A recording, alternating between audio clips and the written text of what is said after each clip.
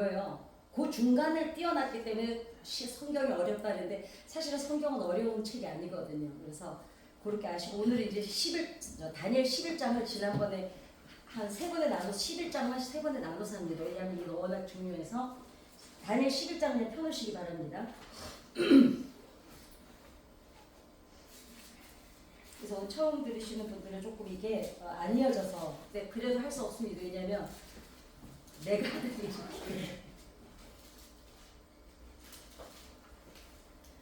11장, 예, 다니엘서 11장입니다. 자, 지난번에 어디까지 했냐면 그 유대인들을 가장 악랄하게 괴롭혔던 게 안티오쿠스 4세입니다. 그래서 예루살렘 성전을 장악을 해서 거기에다 대고 그 안에다 돼지피를 뿌리고 제우스 신상을 세우고 유대인들을 학대를 하고 유대인들이 죄를 안 지으면 죽였어요.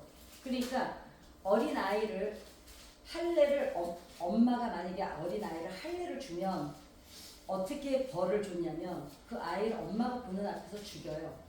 그래서 그 애를 목에다가 두릅니다. 엄마 목에. 하루 종일 성을 돌게 만들어요. 그렇게 잔인하고 악랄하고 가장 유대 역사에 아주 어찌 보면 히틀러보다 더 나쁜 악한 놈이 안티오쿠스 4세입니다. 그래서 이제 지금 오늘 이제 안티오쿠스 4세가 나올 이야기고 바로 그 전에 지난주에 했던 게 이제 그 셀레우쿠스 집에 이제 안티오쿠스 집에서 시집을 보냈다가 프톨레마이오스 나는 있잖아 우리나라 이름이 너무너무 좋다는 걸 이제 알았어요. 얼마나 좋아. 조윤수, 뭐 노상수, 이길자 얼마나 좋아. 그치? 김길자, 이길자 근데 저기 뭐지 집사님은 왜 그동안 못 오셨어요? 그랬구나. 궁금해서. 왜냐면 게세에 오시는 분들은 제가 거의 다 이름을 다 적어놓고 거의 기도해 드리고 있거든요. 안 오셔도 뭐 제가 있는 시간에 계속 기도합니다. 자, 오늘은 안티오쿠스 4세는 자, 안티오쿠스에 대해서 나옵니다. 안티오쿠스 4세는 예루살렘 성전을 약탈했던 가증하고 유명한 인물입니다. 이 안티오쿠스 4세가 프톨레마이오스를 공격했던 것이 제4차 시리아 전쟁입니다. 자, 시리아 전쟁은 백과사전이고 뭐고 다 나오는 전쟁이죠.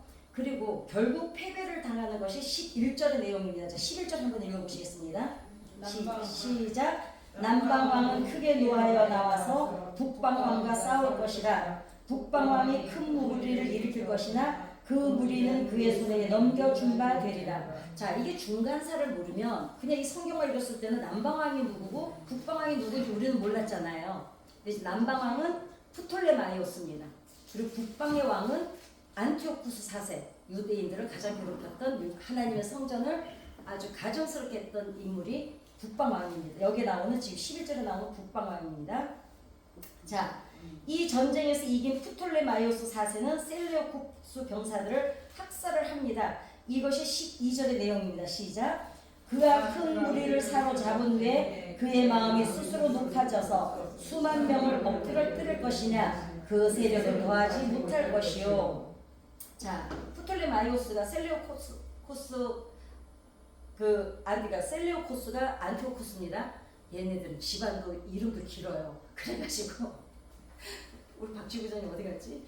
내가 외국말 못하면 제일 좋아하는데 셀레우코스의 안티오쿠스 4세입니다. 이렇게 길어요. 그래가지고 어떻게 됐냐면 서로 전쟁을 안 하고 나라를 먹고 싶어가지고 안티오쿠스가 셀레우코스 그렇지 두 집안이 딸을 보내가지고 이렇게 결혼을 시켜요. 근데 먼저 그 왕비가 있는데 이쪽에서 공주가 왔거든. 그러니까 다 죽여버려요. 왕까지. 그리고 셀레우코스 왕조에서 자기가 다 자기 아들을 왕위로 세워놓습니다. 이거를 그래가지고 맞아 프톨레마이오스. 그래가지고 프톨레마이오스가 화가 나요. 자기 여동생을 죽였잖아요. 그 왕비가. 그리고 자기 아들을 왕위로 세우니까 쳐들어갑니다. 아주 지금 12절 내용이 뭐예요? 다 죽여버립니다. 자, 그렇지만 안티오쿠스 3세는 15년이 지난 이후에 다시 이집트를 침공하는데 이것이 제5차 시리아 전쟁이다. 이때가 주전 198년이고 판니움 전투에서 프톨레마이오스를 꺾고 팔레스타인을 장악하게 된다. 자, 팔레스타인은 유대인입니다. 예, 이스라엘입니다. 이 시기에 유대 사회는 내부적으로 격동하기 시작을 합니다. 대제사장 오니아스 3세는 친 이집트 세력이었지만 다른 유대인 실권자들은 셀레우코스 왕국 편에 붙는 것을 결정을 하면서 내분이 일어나기 시작한 것입니다. 이 이전에요, 우리가 중간사에서 했잖아요.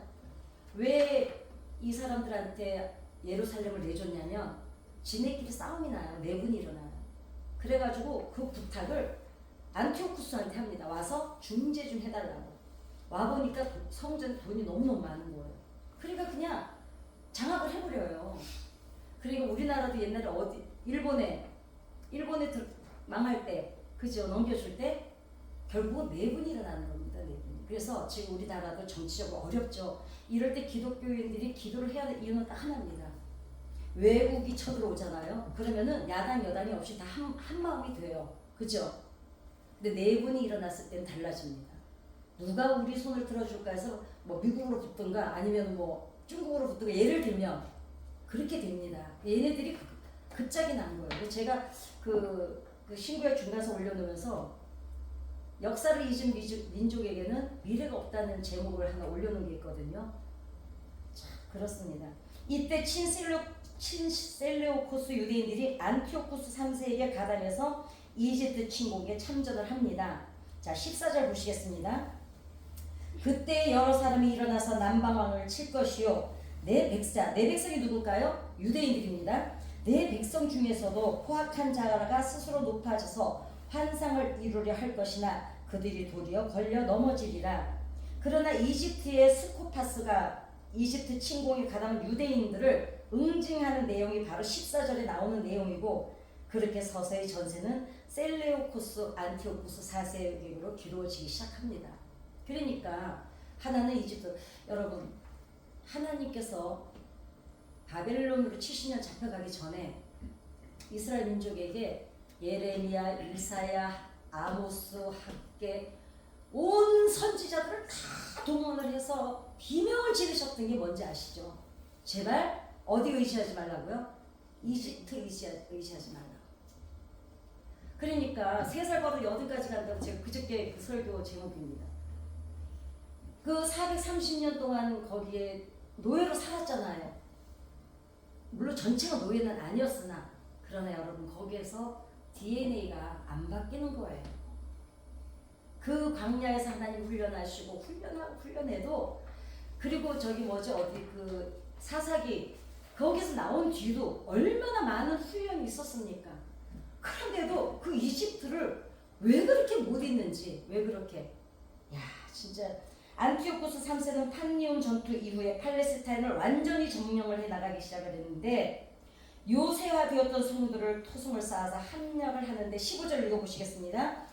이에 북방왕 와서 토성을 쌓고 견고한 성읍을 점령할 것이요 남방 군대는 그를 당할 수 없으며 또 그가 택한 군대라도 그를 당할 힘이 없을 것이므로.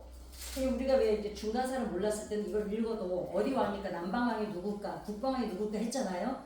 자, 남방왕은 프톨레마이오스고 북방왕은 안티오쿠스라고 했습니다. 지금 이 안티오쿠스가 팔레스타인에 와서 유대인들 성을 토성을 쌓아버려요. 그래서 어떻게 해요? 못 빠져나오게. 그런데 이게 똑같은 경우 언제 있었는지 혹시 기억나세요? 권사님? 로마가 예루살렘을 완전 장악할 때 어떻게 했습니까? 토성을 쌓아가지고 입구를 다 막아버립니다. 그래서 그 안에 5개월 동안 어떻게 돼요? 갇혀 있었죠. 유대인들이. 5개월 뒤에 들어가 보니까 어때요? 2살 미만의 아이들이 없는 거예요. 5살 미만 아이들이. 왜? 배가 고프니까 잡아먹는 거예요. 예수님이 뭐라고 예언하셨어요? 이미 예수님이 예언을 하시잖아요. 너 나 위해서 울지 마라. 너하고 누구 때문에 울으라고요? 네 자식을 위해서 울라 그러잖아요. 네, 그렇습니다. 여기도 이때도 결국은 어떻게 해요? 안티오쿠스도 토성을 쌓아서 그렇게 점령을 해버립니다. 마침내 어떻게 됩니까? 마침내 영화로운 땅 예루살렘이 점령을 이제 안티오쿠스에게 당합니다. 이때부터 이제 고난이 시작됩니다. 안티오쿠스 3세는 이 무렵에 자신의 딸을 이집트로 내어주어서 정략 결혼을 시키는데 전쟁을 하지 않고 이집트를 지배하는 야심을 가지고 있었는데 이 여인이 바로 클레오파트라이다. 자, 우리가 아는 클레오파트라가 아닙니다. 분명 이인이에요. 그 뒤에 나오는 클레오파트라도 있습니다. 자, 안티오쿠스 딸인 클레오파트라는 주전 195년에 이집트에서 정략 결혼을 했던 인물이고, 이제 안티오쿠스 딸이 클레오파트라는 요때 딸이고, 그 뒤에 나오는 또 클레오파트라는 로마 때 클레오파트라입니다. 우리가 영화에서 많이 나오는 클레오파트라는 로마 시대에 나오는 클레오파트라입니다. 우리가 잘 아는 클레오파트라는 로마의 2차 3두 정치 때 안토니우스가 연합을 해서 줄리우스 카이사르와 악티움 해전을 벌이다가 주전 30년에 죽었던 여인을 말하는 것이다. 그러니까 동명이인입니다. 어쨌든 이 클레오파트라는 인물이 17절을 의미합니다. 자, 17절 읽어볼까요? 17절 시작. 그가 결심하고 전국의 힘을 다하여 이르렀다가 그와 합친할 것이요 또 여자의 딸을 그에게 주어 그의 나라를 망하게 하게 할 것이니 이루지 못하리니 그에게 무익하리라. 예, 이제 이렇게 역사를 성경만 읽었을 때는 무슨 얘기인지 몰랐다가 역사의 뒷면을 보니까 재밌어지죠. 그러니까 여기 보니까 뭐라 그래요? 클레오파트라를 주잖아요. 그리고 이집트는 왜 이렇게 모든 나라들이 점령하려고 했을까요? 비옥한 응? 나일강. 비옥한 나일강 때문에 곡창지대. 모든 양식이 거기는 풍부해요. 그러면 이집트를 침략하러 갔는데 왜 유대인들은 항상 그렇게 짓밟혔을까요?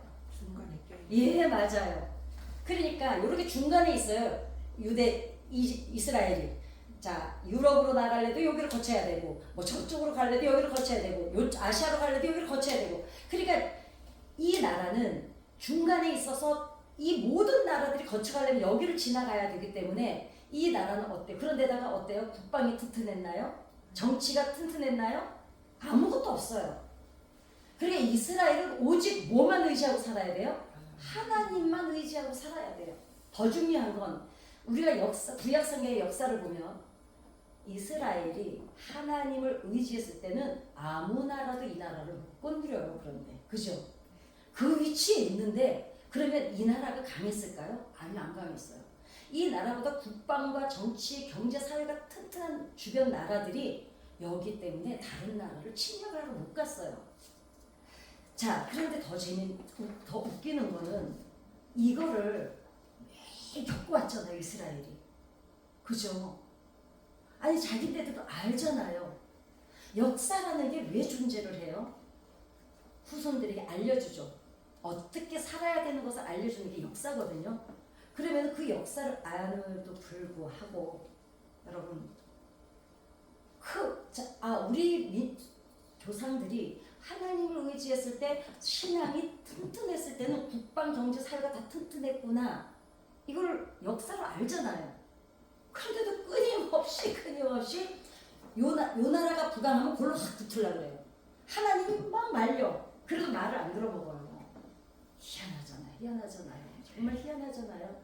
그런데 여러분, 그러면 아니 얘네들 왜 이랬어? 성경 읽어서 저도 다 그랬거든요. 어느 날 보니까 이거하고는 다르지만 나도 살면서 그때 간에 붙었다 쓸개에 붙었다 하더라는 거죠. 나는 내 믿음을 제가 믿고 있었거든요. 근데 제가 어느 한순간에 저를 안 믿게 됐어요. 나는 내 믿음을 믿을 수 없다는 걸 그때 알았어요. 평안할 때는 내 믿음이 믿어져요. 언제 믿음이 확증이 됩니까? 내가 고난 당할 때, 앞이 막혔을 때, 그때 비로소 내 믿음을 내 눈으로 보게 됩니다. 그때 절망하죠. 내가 이것밖에 되지 않았구나. 그렇습니다. 어쨌든 그래서 아니다. 로마의 스키피오와 안티오쿠스 3세가 붙었던 마그네시아 전투가 주전 190년에 벌어지는데 안티오쿠스는 엄청난 배상금을 물게 된다. 자, 18절을 보실까요? 자, 그 후에 시작. 그 후에 그가 그의 얼굴을 바닷가로 돌려 많이 점령할 것이냐. 한 장군이 나타나 그의 정복을 그치게 하고 그의 수치를 그에게로 돌릴 것이므로. 예. 자, 이게 안티오쿠스가 쳐들어가요. 근데 어떻게 됩니까? 여기서 뭐라 그랬어요? 한 장군이 나타나 그의 정복을 그치게 하고 수치를 드러나게 한다 그러죠. 집니다. 그리고 어떻게 해요? 배상금을 엄청나게 물게 됩니다. 안티오쿠스가. 못된 안티오쿠스가. 그랬는데 안티오쿠스 3세는 그러니까 이 못된 안티오쿠스는 4세고 얘는 지금 3세예요. 바로 위. 안티오쿠스 3세는 이 전쟁 배상금을 갚기 위해서 여러 신전들을 약탈하다가 반란자들에 의해서 죽음을 맞이하게 된다. 자, 쳐들어가서 막 점령을 해요. 그랬는데 하면 전쟁 법을 어긴 거예요. 그래가지고 배상금을 물게 됐습니다. 배상금을 무니까 어떻게 해요? 그 당시 고대의 전쟁은 누구의 전쟁이었다고요? 신들의 전쟁이었습니다. 그러니까 각 신들의 신전에서 다 약탈을 해와요. 근데 결국은 반란자들이 어떻게 해요? 죽여버립니다. 자, 그래서 우리가 19절을 한번 읽어보겠습니다. 시작. 그가 드디어 그 얼굴을 돌려 자기 땅 산성들로 행할 것이냐 거쳐 넘어지고 어떻게 해요? 다시는 보이지 죽죠. 예, 죽어버리고 반란자들에게 손에 죽습니다. 안티오쿠스 3세의 후계자였던 셀레우쿠스 4세가 전쟁 배상금을 배상하기 위해서 세금 징수단을 곳곳에 파견하지만 그 뜻을 이루지 못하고 죽게 된다는 내용이 20절입니다. 자, 시작. 그 왕위를 이을 자가 압제자를 그 나라의 아름다운 곳으로 두르게 다니게 할 것이나 그는 분노함이나 싸움이 없이 몇 날이 못되어 망할 것이요. 예, 이게 도대체 무슨 얘기나 했는데 이게 뭐냐면 그 형이 죽어버렸잖아요. 그 동생이 이제 배상금을 갚으려니까 돈이 필요하잖아요. 그래가지고 아주 세금 징수단을 막 여러 곳에 둡니다. 근데 결국은 그 뜻을 이루지 못하고 죽습니다. 그게 지금 20절 내용입니다. 자, 21절부터 드디어 그 유명한 안티오쿠스 4세가 등장을 합니다. 자, 지금 안티오쿠스 좀 전에 전쟁하다가 죽어버린 안티오쿠스 3세는 위 사람이고 그 다음 후손이 4세입니다. 이 사람들은 그래도 감사한 게 1세, 2세 이렇게 해가지고 좀 내가 덜 어렵게 해놨어요. 이름 외우기가. 자, 원래 권세는 셀레우쿠스 4세의 아들 데메트리우스에게로 넘어가야 되는데 셀레우쿠스 4세 동생이었던 안티오쿠스 4세가 속임수로 왕위를 가르친 사건이 바로 21절의 내용입니다. 자, 21절 읽어보실까요? 시작. 또 그의 왕위를 이을 자는 한 비천한 사람이라 나라의 영광을 그에게 주지 아니할 것이나 그가 평안한 때를 타서 속임수로 그 나라를 얻을 것이며. 예, 이게 무슨 뜻이라고요? 안티오쿠스 4세가 자기가 왕위를 이을 계제가 아니야. 자, 안티오쿠스 4세는 잊어버리지 마세요. 이스라엘 민족에게 가장 악랄했던 인물입니다. 히틀러보다 더 악랄했던 인물입니다. 이게 원래는 그 아들이 형의 아들 자기 조카가 왕위를 이어야 되는데 이게 지금 무슨 내용이에요? 속임수로 써서 동생이 지금 왕위를 차지한 거예요. 그리고 여기 뭐라 그래요? 그가 속임수로, 그죠? 그러니까 성경이 아주 이 예언, 다니엘서 예언을 사람들이 자꾸 후대에 썼다 어쩐데 이렇게 정교할 수가 없습니다. 그러니까 역사하고 다니엘서를 같이 보면 중간사를 알면 다니엘서는 이렇게 쉽게 가는 겁니다.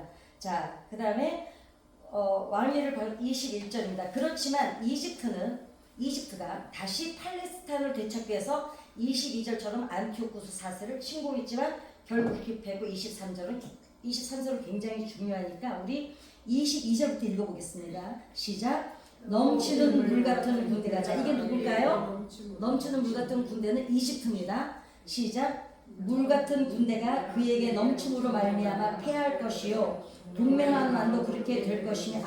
넘치는 물 같은 군대는 이집트가 아니고 안티오쿠스. 맞지. 팔레스타인 대치에서 맞아. 이건 이집트 군대입니다. 시작. 패할 것이요 동맹한 왕도 그렇게 될 것이며. 23절 시작. 그와 약조한 후에 그는 거짓을 행하여 올라올 것이요 소수의 백성을 가지고 세력을 얻을 것이며. 자, 이게 뭐냐면 이집트가 다시 팔레스타인, 그러니까 이스라엘을 되찾기 위해서 안티오쿠스 4세를 침공을 했지만 결국 실패를 합니다. 실패를 하고 23절은 왜 중요하냐면 그런데 다니엘서 11장이 대명사가 너무 많아요. 누가 주인공인지 잘 몰라요. 왜냐면 중요한 대목이 너무 많이 나와서. 그러니까 우리가 누가 누구인지 이름이 되게 어렵죠. 그래 이런 거 그냥 흐름만 아시면 돼요. 왜냐면 이제 하나님의 예언이 이 정도로 정교하다는 걸 알기 위해서 지금 이렇게 하는 거지 우리가 이걸 외워서 시험 칠 문제는 아니기 때문에 아 하나님의 예언은 이렇게 정확하구나 이것만 지금 알려드리려고 제가 비교를 해가는 겁니다. 23절은 이렇습니다. 안티오쿠스 4세가 주전 175년에 왕위에 올랐을 때 자 속임수로 올랐죠. 조카가 돼야 되는데 동생이 올랐잖아요. 예루살렘 성전의 대제사장은 오니아스 3세였습니다. 자 여기 이때 오니아스 때까지만 해도 사독 계열의 대제사장이 계속 이어오고 있었어요. 그러나 오니아스 3세는 친 이집트 인사였기 때문에 자 안티오쿠스하고 좀 전에 21절 22절 누가 싸웠어요? 이집트하고 안티오쿠스하고 싸웠잖아요. 근데 안티오쿠스가 이겼잖아요. 그런데 지금 대제사장이 이집트 편이야. 그러니까 셀레우쿠스가 아니 안티오쿠스가 그냥 볼 리가 없죠. 이 사람을 몰아냅니다. 몰아내고 자기가 이제 오니아스 3세 동생이었던 야손이 오니아스 대제사장 동생이 또 그 야손이라고 돈을 내요. 그리고 안티오쿠스 사사한테 내가 네가 하라는 거 다 할 테니까 나 또 대제사장 목사지 놔줘 이래요. 그래가지고 이때 성직 매매가 이루어집니다. 이루어져서 결국은 뇌물을 바쳐가지고 동생이 대제사장으로 오릅니다. 고대 시돈에 이란 성직 매매였습니다. 그러나 돈을 받은 지 3년 만에 안티오쿠스가 야손을 몰아냅니다. 그리고 대제사장의 자격도 없는 친셀레우코스 인물이었던 메델라우스를 대제사장에 앉힙니다. 그리고 소수의 친셀레우코스 유대인들의 지지를 등였고 예루살렘을 완전히 장악한 것이 주전 예수님 오시기 전에 172년 전의 일이거든요. 이게 무슨 얘기냐면 지금 그 전까지는 그래도 예루살렘 성전에 대제사장이 사독계열로 내려왔어요. 근데 동생이 야손이 자기가 대제사장이 되고 싶을 거야. 그러니까 안티오쿠스한테 돈을 줘요. 그래서 자기가 대제사장이 됩니다. 결국 3년 만에 쫓겨납니다. 그리고 셀레우코스가 안티오쿠스가 어떻게 해요? 전혀 상관이 없는 하나님의 성전의 대제사장 때 누가 뽑혔어야 돼요? 하나님이 누구지? 레위 지파로부터 내려와서 사독계열로 계속 왔잖아요. 이제는 정통성이고 뭐고 없는 전혀 신앙인이 아닌 그러니까 교회에다가 여의도 수목교회 조영교 목사님이 돌아가셨는데 거기에다가 전혀 무당을 섬겼는지 뭐 하지도 신학교도 나온 적 없고 이런 이상한 놈을 갖다 앉혀가지고 목사를 담임을 시킨 거예요. 지금 그 꼴이 난 거예요. 무슨 이제 쉽죠 이렇게 얘기하니까 그지? 욕을 해야 좀 알아듣더라고. 그래가지고 이게 이제 그래가지고 완전히 예루살렘 성전을 장악을 해버립니다. 안티오쿠스가. 그래서 그리고 난 이후에 이집트를 정복하러 갔던 사건이 주전 170년에서 168년에 벌어진 또 제6차 시리아 전쟁입니다. 그 시리아 전쟁은요 1차부터 계속 나와요. 역사에도. 예. 이게 6차 전쟁입니다. 안티오쿠스 4세가 병력을 동원해서 이집트를 침공했고 프톨레마이오스 6세도 병력으로 맞섰지만 이미 전세가 기울었다고 판단했던 이집트의 측근들이 전의를 상실해서 패배했다는 내용이 26절이 됩니다. 자, 26절 읽어보시겠습니다. 시작. 그의 음식을 먹는 자들이 그를 멸하니 그의 군대가 흩어질 것이요 많은 사람이 엎드려 죽으리라. 네, 이게 이렇게 되는 거예요. 남방왕은 프톨레마이오스였고 북방왕은 안티오쿠스였거든요. 이게 누구였냐면 알렉산더 장군의 4명의 장군 중에 2명의 장군이에요. 그래서 4명의 장군이 다 나눠 가졌는데 두 나라는 나오지도 않고 두 나라만 지금 싸우고 있는데 남방은 셀레우쿠스. 이 셀레우쿠스가 이집트를 점령을 했어요. 그 전에 이미. 그러니까 안티오쿠스가 셀레우쿠스를 넘어뜨리니까 이집트는 어떻게 돼요? 저절로 안티오쿠스로 온 거죠. 오면서 이스라엘도 같이 다 들어온 거예요. 이게 지금 그 내용입니다. 27절은 남과 북 왕국 사이에 서로 속고 속이는 사건을 말하고 있는 내용입니다. 자, 27절, 28절 다시 읽어보겠습니다.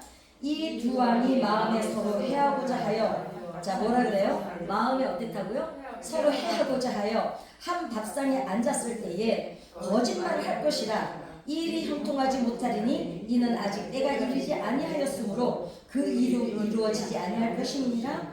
28절 시작. 북방왕은 많은 재물을 가지고 본국으로 돌아가니 그는 마음으로 거룩한 언약을 거스리며 자기의 마음대로 행하고 본토로 돌아갈 것이며. 북방왕이 안티오쿠스죠.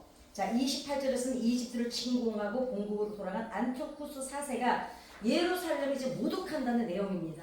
어떻게 모독한지 지난번에 어디에 내가 올려놨는데. 그러나 29절의 내용처럼 안티오쿠스 4세의 세력은, 자 29절 읽어볼까요? 자, 작정된 기한에 그가 다시 나와서 남방에 이를 것이나 이번이 그 전번만 못하리니. 자, 마지막까지 읽을까요? 시작. 이는 기뜸의 배들이 이르러 그를 칠 것이니라. 그가 낙심하고 돌아가면서 맺은 거룩한 언약에 분노하였고 자기 땅에 돌아가서는 맺은 거룩한 언약을 배반하는 자들을 살필 것이며 군대는 그의 편에 서서, 자, 잘 읽어보세요. 시작. 군대는 그의 편에 서서 성소 곧 견고한 곳을 더럽히며 매일 드리는 제사를 폐하며 멸망하게 하는 가증한 것을 세울 것이며. 자, 안티오쿠스가 이제 드디어 예루살렘 성전을 모독하는 장면입니다. 그 이유는, 자, 안티오쿠스 4세의 세력이 왜 약해졌냐면 이때 이제 기뜸에 뭐라 그랬어요? 자, 30절 볼까요? 다시 시작. 이는 기뜸의 배들이 이르러 그를 칠 것이라. 자, 그 전에 뭐라 그래요? 작정된 기한에 그가 다시 나와서 남방에 이를 것이나 이번이 그 전번만 못하리니. 세력이 약해지죠.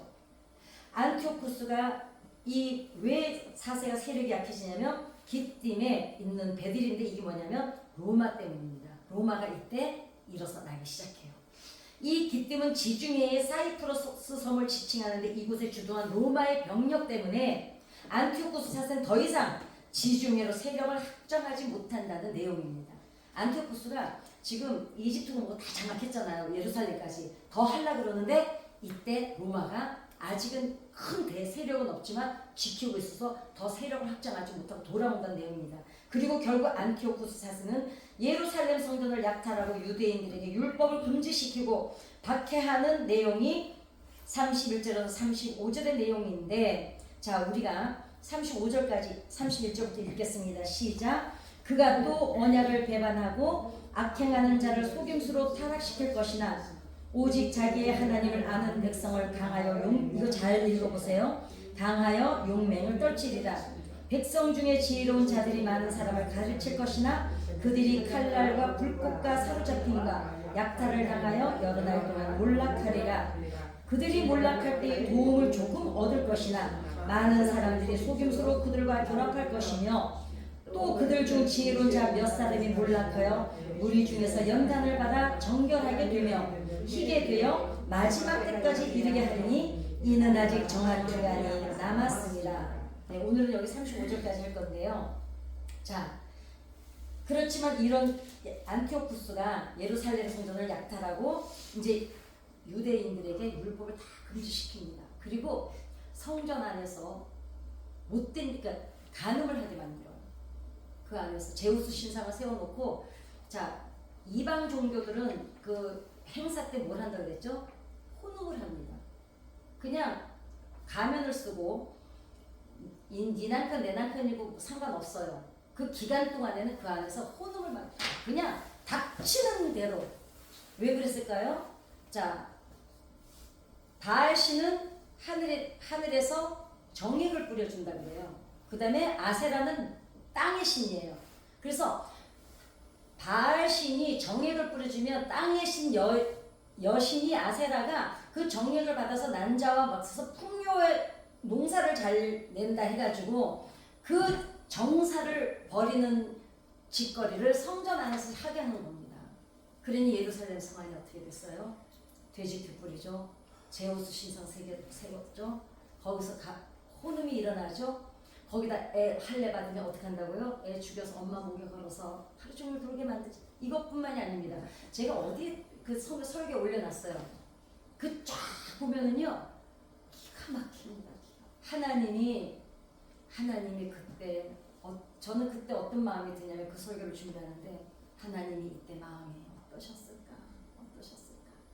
그냥 그 하나님 마음이 조금이라도 느껴져서 그냥 가슴이 미어지더라고요.